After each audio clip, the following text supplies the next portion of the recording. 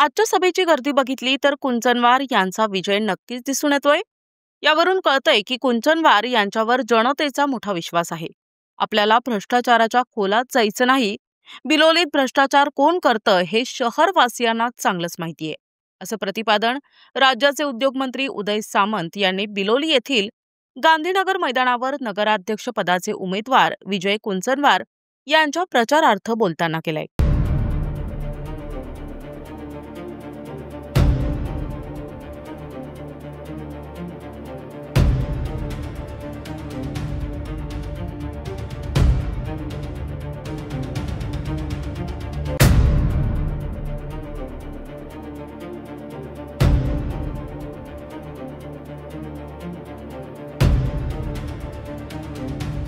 पुढे बोलताना नामदार सामंत म्हणाले की आमचं काम करण्याची पद्धत फार वेगळी आहे।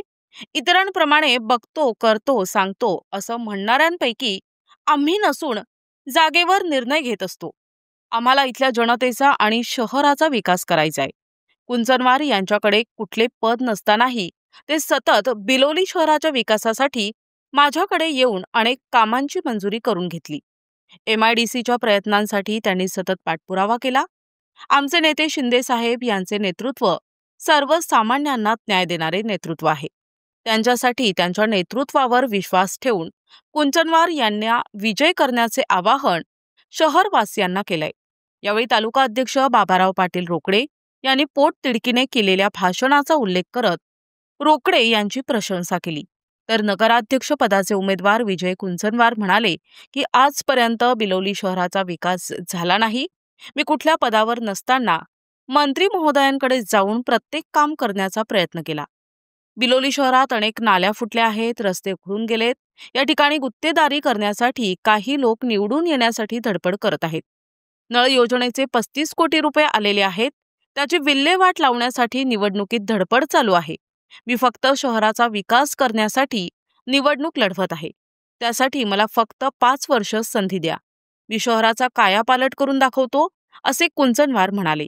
यावेळी आमदार हेमंत पाटील, आमदार बालाजी पाटील कल्याणकर, आमदार बोंडारकर, जिल्हाध्यक्ष उमेश मुंडे, मंगेश कदम, बिलोली तालुका अध्यक्ष बाबाराव पाटील रोकडे यांनी आपले विचार मांडले। यावेळी शहरातील 4ही सेनेचे उमेदवार यांच्यासह मोठ्या संख्येने मतदार उपस्थित होते। आजच्या सभेची गर्दी बघितल्यानंतर विजूभाऊ तुमचा विजय हा निश्चित आहे। मोठ्या संख्येनं महिला भगिनी इथं आल्यात, मोठ्या संख्येनं नागरिक इथं उपस्थित आहेत आणि भ्रष्टाचाराला बाजूला करून एक प्रामाणिक कार्यकर्ता हा नगराध्यक्ष म्हणून बसवायचा आहे हे कदाचित बिलोली वासियांनी ठरवलं असल्यामुळं आज हजारोंच्या संख्येनं या माझ्या सभेला उपस्थित असलेली लोक बघितल्यानंतर एकच लक्षात येतं की तुमच्यावर या जनतेचा विश्वास आहे आणि या विश्वासाला जर आपल्याला पात्र ठरायचं असेल तर नगराध्यक्ष म्हणून निवडून आल्यानंतर, नगराध्यक्ष म्हणून जबाबदारी पडल्यानंतर यांच्या मनातली प्रत्येक विकासाची इच्छा तुम्ही पूर्ण केली पाहिजे ही आमची सगळ्यांची तुम्हाला विनंती आहे। आमची काम करण्याची पद्धत कशी आहे हेमंतरावांनी तुम्हाला सांगितली। मगाशी मी कुंडलवाडीला होतो, ग्रामीण रुग्णालयाचा प्रश्न त्या ठिकाणी निर्माण झाला होता। तिथून मी प्रकाश आंबेडकर साहेबांना फोन केला। पुढे 20 मिनिटात मी इथे येऊन प्रचार सभा सुरू करायच्या अगोदर पुन्हा एकदा आरोग्यमंत्र्यांचा फोन आला की तुम्ही तिथल्या जनतेला आश्वासन द्या की आचारसंहिता संपल्यानंतर आरोग्यमंत्री म्हणून मी स्वतः येईन आणि ते ग्रामीण रुग्णालय सुरू करेन, अशी आमची एकनाथ शिंदे साहेबांच्या नेतृत्वाखाली काम करण्याची पद्धत आहे। विकासाची कामं किती होणार आहेत, विकासाची कामं किती झालीत, कुणी भ्रष्टाचार केला, कोण कुठं गेलं याच्याशी आपला काही संबंध नाही। आपल्याला जनतेचा विकास करायचा आहे।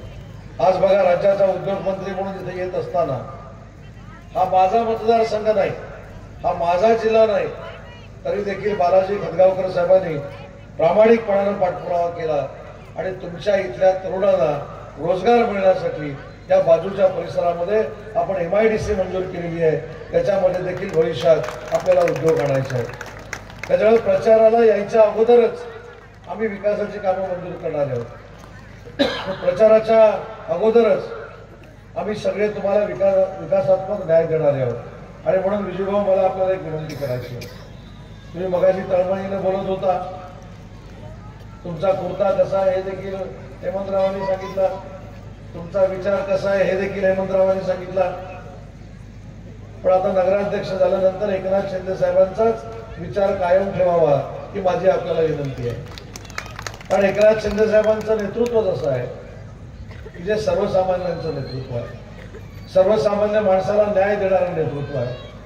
मगाशी ग्रामीण रुग्णालयाचा उल्लेख करत असताना अजून एक या जनतेसाठी मी उल्लेख करेन की माननीय शिंदे साहेब ज्यावेळी राज्याचे मुख्यमंत्री झाले आणि त्याच्यानंतर त्यांच्या सहीनं खर्च होणारा मुख्यमंत्री सहायता निधी जो आहे, जो रुग्णाला दिला जातो, जो रुग्णाला बरा करण्यासाठी दिला जातो, तो 2.5 वर्षात माननीय एकनाथ शिंदे साहेबांनी 4.5 कोटी रुपये वाटला। आणि त्याच्या अगोदरच्या मुख्यमंत्र्यांनी किती वाटला? 2.5 वर्षामध्ये फक्त 4 कोटी रुपये वाटला। त्याच्यामुळे सर्वसामान्यांना न्याय देणारं आपलं नेतृत्व आहे, सर्वसामान्यांना पुढे घेऊन जाणारं आपलं नेतृत्व आहे।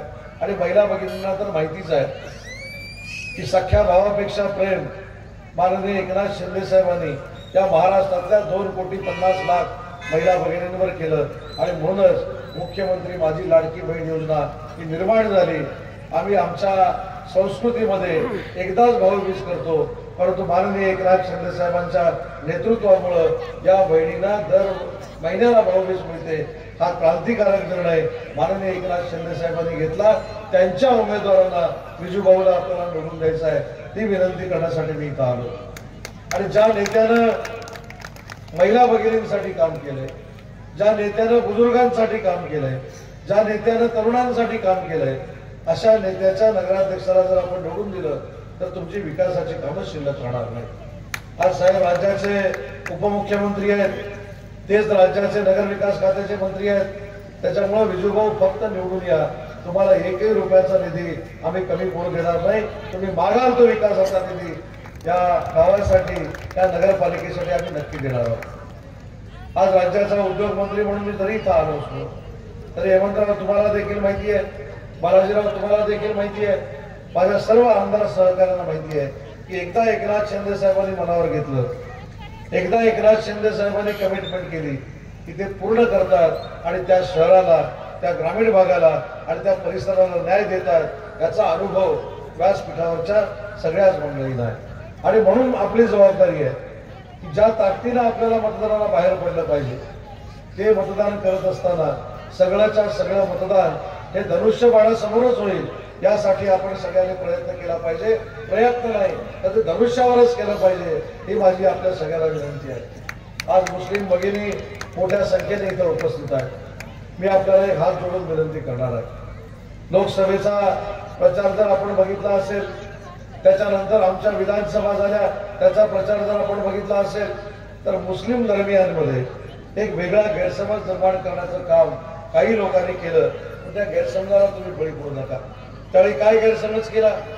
जर दिल्लीमध्ये एनडीएचं सरकार आलं तर मुस्लिम धर्मियांना भारत सोडावा लागेल, हा काय प्रचार असू शकतो?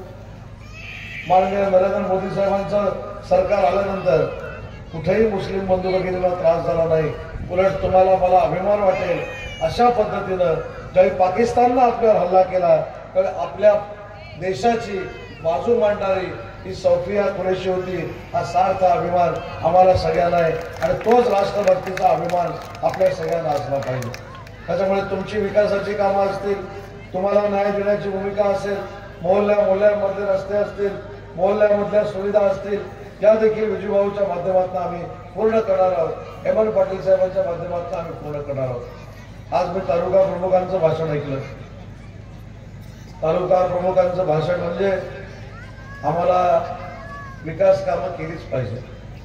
जर आम्ही विकास कामं केली नाही तर कदाचित शिवसेनेच्या मंत्र्यांना आमचे तालुका प्रमुख इकडे यायला देणार नाही, आमचे रस्ते अडवतील।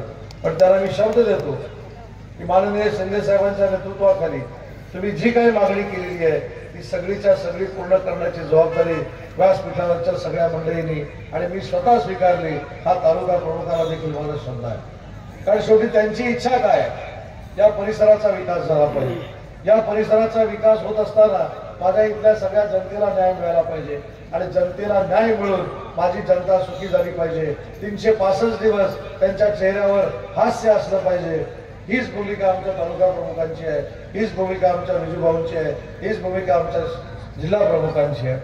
आणि ही अपेक्षा जर पूर्ण करायची असेल तर आपण सगळ्यांनी मतदान रूपी आशीर्वाद आमच्या पॅनलला द्यावेत, ही विनंती करण्यासाठी आम्ही सगळे इथं आलेलो आहोत. मी कधी कधी सांगतो, मगाशी हेमंत पाटील साहेब बोलले की शिंदे साहेब 18 तास 20 तास काम करतात. माझी शिवसेनेच्या सगळ्या पदाधिकाऱ्यांना एक विनंती करायची आहे की तुम्ही 20 तास काम करू नका, पण दिवसातले 2 तास जरी शिंदे साहेबांसारखं आपण काम केलं तर माननीय शिंदे साहेबांना असलेली अभिप्रेत शिवसेना त्या महाराष्ट्राच्या कानाकोपऱ्यामध्ये उभी करण्यामध्ये आपण यशस्वी होऊ. यासाठी आपण सगळ्यांनी प्रामाणिकपणाने प्रयत्न केले पाहिजे आणि या जनतेला विश्वास दिला पाहिजे की आम्ही तुमचा विकास काम करणार आहोत, आम्ही त्या विकास कामामध्ये भ्रष्टाचार करणार नाही, हा विश्वास देखील या सगळ्या जनतेला दिला पाहिजे. कारण भ्रष्टाचार करणारे कोण आहेत हे सगळं जनतेला माहिती आहे ना. मला कोणाची नावं घ्यायची नाही, पण जनतेच्या पैशाचा अपव्यय कसा केला जातो, जनतेच्या पैशावर मस्ती कशी केली जाते आणि जनतेच्या पैशावर मस्ती झाल्यानंतर जेलची देखील हवा कशी खावी लागते हे या शहरानं विजूभाऊ अनुभवलेलं आहे. आणि म्हणून तुमचा आमच्यावर विश्वास आहे.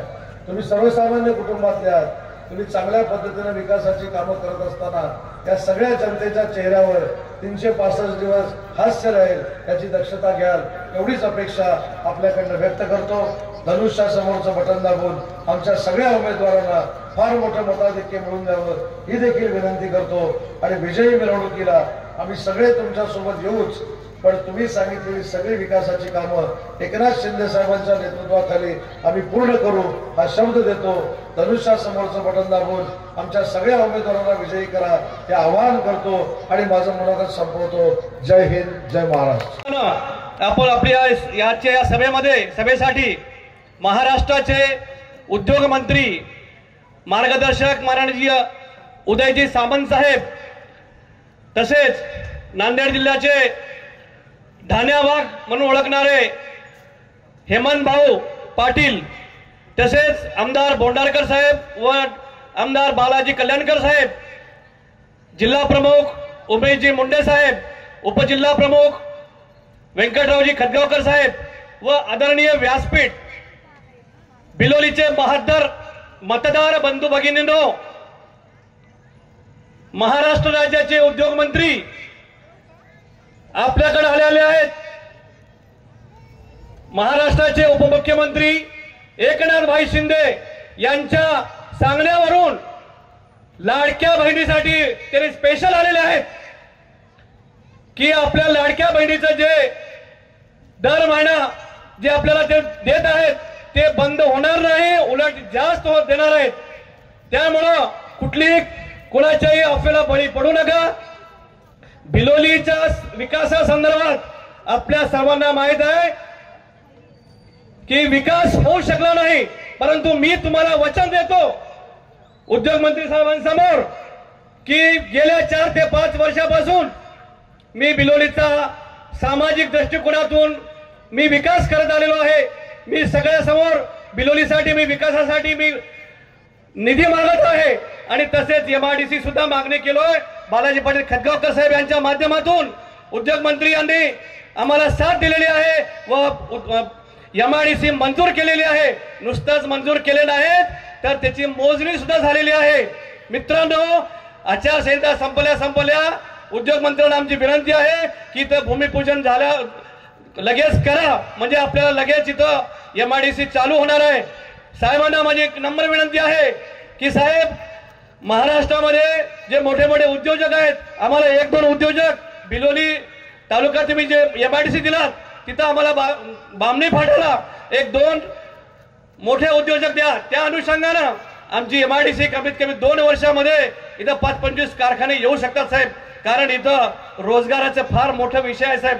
इथं इथले लोक बिलोलीचे प्रॉपरचे किंवा बाहेरचे हे बाहेरगावी जातात साहेब. संभाजीनगर, हैदराबाद, पुणे, मुंबई ते सर्व लोक वापस यायला तयार आहे साहेब. आपापल्या घरी आई वडिलांसोबत कुटुंबासोबत त्यांनी इथं राहून ते नोकऱ्या करू शकतात साहेब. त्यामुळे माझी विनंती आहे आपणास की लवकरात लवकर MIDC जर चालू केलात तर आमच्या भागाचं रोजगाराचा प्रश्न मिटू शकते साहेब. बिलोलीला विकास अजिबात झालेला नाही. तुमच्या माध्यमातून मी तत्पर आहे की इथं विकासाची गंगा आणण्यासाठी मी तत्पर आहे. कारण आमचा जो पक्ष आहे एकनाथभाई शिंदेचा पक्ष आहे. तुम्ही जे मागताल ते त्यांनी द्यायला तयार आहेत माझ्या माध्यमातून. कारण तुम्हाला माहित आहे की बिलोलीचं जे बस स्टँडच्या बाजूला जे आपण कॉन्क्रिटीकरण केलेलं आहे ते किरण भैया सामंत साहेबांनीच आपल्याला दिलेलं आहे. आणि तिथं शॉपिंग कॉम्प्लेक्स सुद्धा साहेब मंजूर झालेला आहे तुमच्या माध्यमातून. कारण हे सर्व काम मी सत्तेत नसताना किंवा कुठल्या पदावर नसताना साहेब मी तुमच्या मार्फत मी हे सर्व आणत आहे साहेब. आणि इथं पशुवैद्यकीय दवाखाने सुद्धा 80 लाखाची मंजुरी आहे. आता काम सुरू झालेलं आहे साहेब. असे भरपूर कामं आम्ही इथं घेतलेलो असोत. मी आपल्या सहकार्यानं आपल्या आशीर्वादानं नगर विकास खाते साहेब आपल्याकडेच आहे. बिलोली नगरपालिकेला आपल्याकडून नगर विकास कडून कमीत कमी 100 कोटीचं पॅकेज तुम्ही स्पेशल द्या साहेब. कारण इथं रस्ते महिन्याभरात उखडल्या गेलेले आहेत, नाल्या फुटलेल्या आहेत. आता नळ योजनेवर त्यांचं लक्ष आहे साहेब. 35 लाख रुपये नळ योजनेचे मंजूर होऊन आलेले आहेत. त्या नळ योजनेच्या काम जसे काम 35 कोटी रुपये मंजूर झालेले आहेत. त्या नळ योजनेच्या 35 कोटीवर लक्ष आहे साहेब. मी कुठलाही गुत्तेदार नाही. काही लोक इथं गुत्तेदारी करण्यासाठी येत आहेत. तुम्ही ओळखा की हे लोक कशासाठी आलेले आहेत आणि मी कशासाठी आलेला आहे. मी विकासाचे काम मी आणलेलं आहे. आणि साहेबाच्या माध्यमातून त्यांच्या आशीर्वादानं आणि तुमच्या आशीर्वादानं इथं जर मला तुम्ही निवडून द्या 5 वर्षात बिलोलीचा कायापालट होणार आहे. कारण रोजगाराचा प्रश्न मिटणार आहे आणि इथं नळ योजनेचा प्रश्न मिटणार आहे. जे काही कामं होतील ते दर्जेदार होतील. तुम्हाला मी गॅरंटी लिहून देतो. कारण मी भ्रष्टाचार केलो नाही आणि करू दिलो नाही. मागच्या वेळेस मी जेव्हा नगराध्यक्ष होतो भ्रष्टाचार मी केलो नाही, करू देणार नाही. ह्या पुढे सुद्धा तुमच्या आशीर्वादाने मी जर नगराध्यक्ष झालो आमचे 4ही नगरसेवक तुम्ही निवडून द्या. आणि मी नगराध्यक्ष झाल्यानंतर भ्रष्टाचार तर विषय बाजूलाच गेलं, परंतु चांगला दर्जेदार काम होणार एवढं मी तुम्हाला गॅरंटी लिहून देतो. वेळ पडले तर 500 रुपयाच्या बॉन्डवर मी तुम्हाला लिहून देतो की 5 वर्षात बिलोलीचा कायापालट होणार म्हणजे होणार. प्रतिनिधी दादाराव इंगळे, NTV न्यूज मराठी, बिलोली, नांदेड.